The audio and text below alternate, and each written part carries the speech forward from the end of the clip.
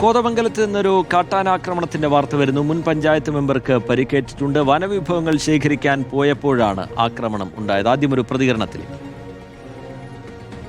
കവത്തോടെ വെച്ച് ഒരു വളവ് കഴിഞ്ഞിട്ട് ചെന്നപ്പോഴാണ് ഞങ്ങൾ ആനെ കണ്ടപ്പോൾ ഞങ്ങൾ ഓടുകയായിരുന്നു. കോവി എന്ന് പറയുന്ന അളിഞ്ചരത്തിന് ആന തട്ടിയിടുകയായിരുന്നു. പിന്നെ പുള്ളി വിളിച്ചതിന് ശേഷം ഞങ്ങൾ അവിടെ ചെന്നു. 2 ആന ഉണ്ടായിരുന്നു കാട്ടിൽ പോയി. ഷഹബാസ് അഹമ്മദ് നൽകും വിശദാംശങ്ങൾ. ഷഹബാസ്, പരിക്കേറ്റയാളുടെ ആരോഗ്യനില എങ്ങനെയുണ്ട്?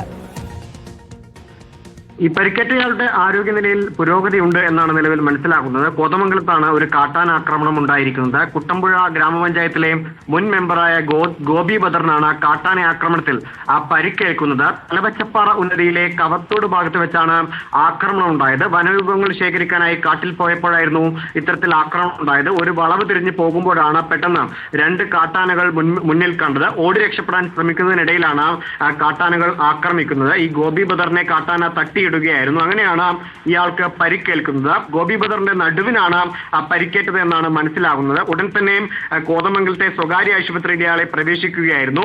ഇയാളുടെ ആരോഗ്യസ്ഥിതിയിൽ നിലവിൽ പുരോഗതിയുണ്ട് എന്നാണ് നിലവിൽ മനസ്സിലാകുന്നത്. കോതമംഗലത്താണ് ഇത്തരത്തിൽ കാട്ടാന ആക്രമണത്തിൽ ഒരാൾക്ക് പരിക്കേറ്റിരിക്കുന്നത്.